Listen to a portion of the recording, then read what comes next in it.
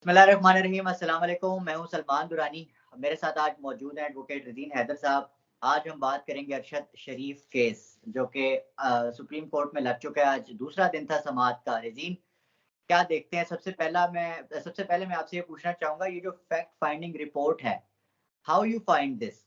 मतलब आपको क्या लगता है? सुप्रीम कोर्ट ने तो आज इसकी तारीफ़ कर दी है, लेकिन कहा है कि फैक्ट्स पूरे नहीं हैं अभी इसमें। बिल्कुल ऐसे ही है दुरानी साहब। मैंने फैक्ट फाइंडिंग वो जो टीम थी उसने जो रिपोर्ट दी है उसका कुछ हिस्सा मेरे पास भी आया है। मुझे एक दोस्त है, उन्होंने व्हाट्सएप किया था, मैंने उसे देखा है और उसके बाद सुप्रीम कोर्ट ऑफ पाकिस्तान ने भी उसकी तारीफ की है। आज मैं अगर अपना जाती तौर पे आपको कहूं तो हमें फैक्ट फाइंडिंग टीम को सलाम पेश करना चाहिए, क्योंकि फैक्ट फाइंडिंग टीम जो थी वो इस हुकूमती इत्तेहाद जो विफाक में बैठा है उन्होंने ही बनाई थी। और उस फैक्ट फाइंडिंग रिपोर्ट वो जो टीम है उसके ऊपर बड़ा प्रेशर था इस चीज को लेके कि आप हमारी मर्जी की रिपोर्ट दें। लेकिन उन तमाम अनासिर के बावजूद अगर फैक्ट फाइंडिंग टीम जो है उसने ये रिपोर्ट दी है और ये कहा है, आपको याद होगा अरशद शरीफ के जनाजे से कुछ देर पहले जो प्रेस कॉन्फ्रेंस की गई थी और कहा गया था कि जी ये एक मिस्टेकन आइडेंटिटी का केस है और इस मुल्क के सबसे बड़े आप अदारे के कह लें कि वो सरबराह था जिसने ये बात की थी। तो उन तमाम फैक्ट्स के बावजूद अगर फैक्ट फाइंडिंग टीम ये कह रही है कि नहीं मिस्टेकन आइडेंटिटी का केस नहीं था, उनका प्री प्लान मर्डर था और उस मर्डर के किरदार पाकिस्तान, कीनिया और दुबई के अंदर मौजूद है, तो इसका मतलब है कि कहीं ना कहीं उन्होंने इस केस को ट्रैक पे जरूर चढ़ा दिया है। क्योंकि नहीं, अगर वो मैटर ऑफ फैक्ट मैं यहाँ पर आपको थोड़ा सा करेक्ट कर दूं। उस डीजीआईएसपीआर की और डीजीआईएसआई की जो प्रेस कॉन्फ्रेंस थी, उसमें कीनिया की जो एफआईआर थी, उनकी जो फाइंडिंग्स थी, पहली शुरू की फाइंडिंग्स थी, उसको बेस बना के मिस्टेकन आइडेंटिटी का केस कहा गया था, साबित नहीं किया और गया था। था कि हमारी इतलात के मुझे अल्फाज याद हैं क्योंकि आप जनाजे पे मौजूद थे और मैं वो सुन रहा था उनकी प्रेस कॉन्फ्रेंस लाहौर में बैठा। ये कहा गया था कि हमारी इतलात के मुताबिक और कीनिया की पुलिस की इन्वेस्टिगेशन के मुताबिक, यानी कहीं ना कहीं वो अपना किरदार बीच में शो उस वक्त करवा रहे थे। लेकिन अब ये आना कि वो एक मिस्टेकन आइडेंटिटी का केस नहीं है, तो उन्हें सलाम पेश करें। और बताया गया उस कमेटी की तरफ से, वो जो बनाई गई फैक्ट फाइंडिंग टीम, कि जी कराची के अंदर एक एसएचओ साहब का भी कोई मामला था, उनके जरिए उन्हें बुलवाया गया और वहां पे कुछ और लोग भी मौजूद थे और वहां पे उन्हें प्रेशराइज करने की कोशिश की गई। लेकिन आप ये देख लें कि इन फैक्टर्स के बावजूद उन्होंने क्या रिपोर्ट पेश की और यही रिपोर्ट जो है वो अब अरशद शरीफ का जो केस है इसको आगे लेके बढ़ने में मदद देगी।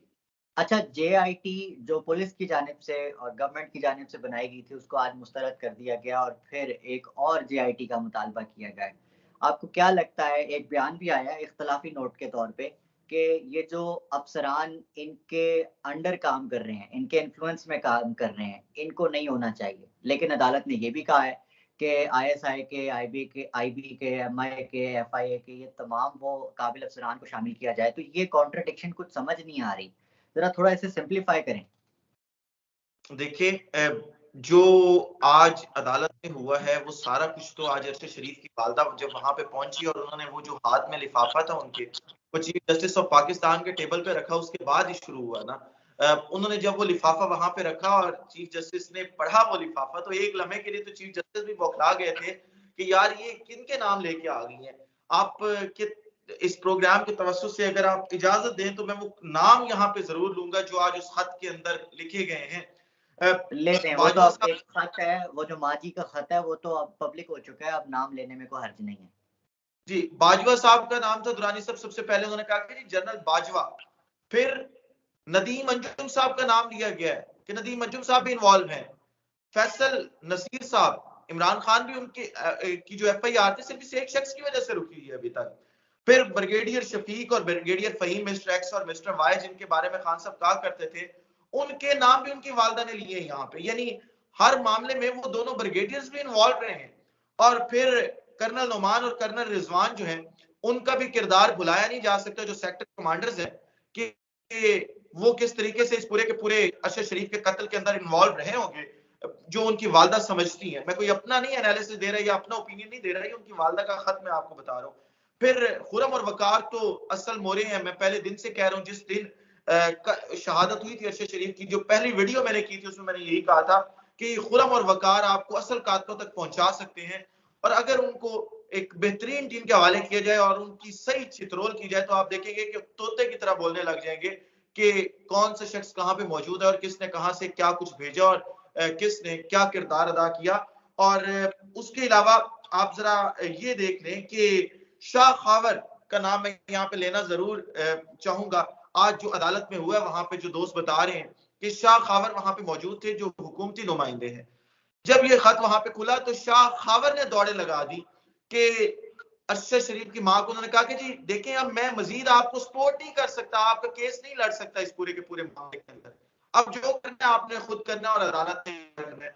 और फिर अदालत के ये रिमार्क्स थे कि ये JIT जो है ये हमें काबिल कबूल नहीं है, और उसकी वजह ये है कि उन लोगों को आपने बिठाया है JIT के अंदर कि जिन लोगों के अफसरान इस पूरी एक्टिविटी के अंदर इन्वॉल्व नजर आ रहे हैं, और बड़े बड़े नाम इसके अंदर हैं, हमें समझ नहीं आ रहा कि हम करें क्या।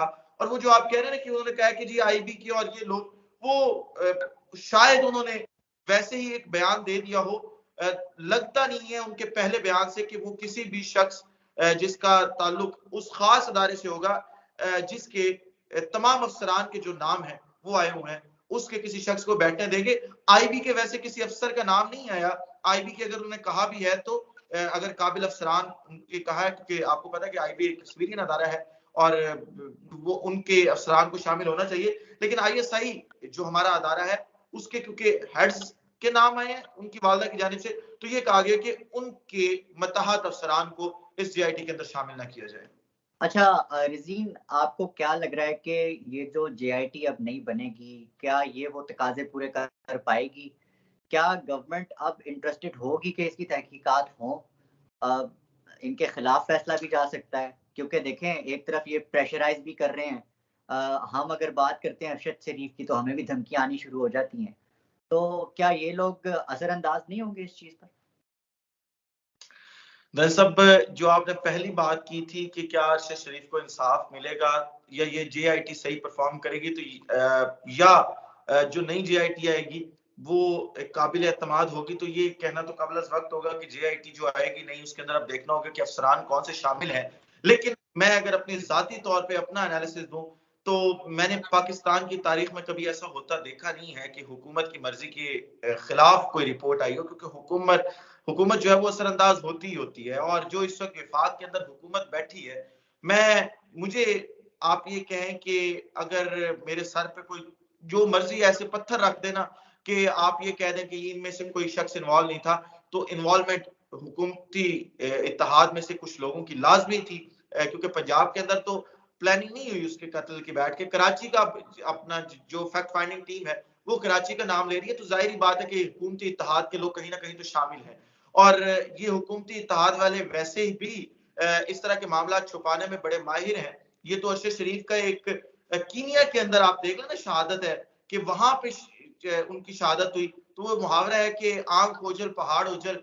तो हमने लाहौर के अंदर दिन दिहाड़े गोलियां चलती मॉडल टाउन के अंदर देखी थी, उसकी JIT की रिपोर्ट इन्होंने आज तक नहीं आने दी। तो आपको क्या लगता है कि अरशद शरीफ को इंसाफ देंगे? इस हुकूमत के होते हुए मुझे नजर नहीं आ रहा कि जो अरशद शरीफ शहीद है उनको इंसाफ मिले। हाँ, इनके बाद अगर कोई आए और वो इसके ऊपर काम करे तो इंसाफ मिल सकता है। ये हुकूमत इंसाफ नहीं देगी, और आप देखेंगे कि अगली आने वाली जो हुकूमत होगी, क्योंकि क्लियर एंड कट है कि अगली आने वाली हुकूमत इमरान खान की है, तो इमरान खान अगर इक्तदार में आते हैं, जो इस वक्त एक अंडरस्टूड सी बात है कि आएंगे ही आएंगे, तो फिर अरशद शरीफ को जो है वो इंसाफ मिलता हुआ नजर आ रहा है। और ये नई JIT बनेगी, तमाम चीजें नहीं बनेगी, फैक्ट्स दोबारा फाइंड किए जाएंगे और तमाम लोगों को शामिल तफ्तीश किया जाएगा उसके अंदर। एडवोकेट रिज़ीन हैदर मेरे साथ मौजूद थे। आपका बहुत शुक्रिया रिज़ीन, आपने वक़्त बहुत दिया। आपका भी बहुत शुक्रिया देखने वालों का, सबका अपना, अपने आस-पास सबका, अपने पाकिस्तान का बहुत ख़्याल रखिएगा। अल्लाह निगहबान।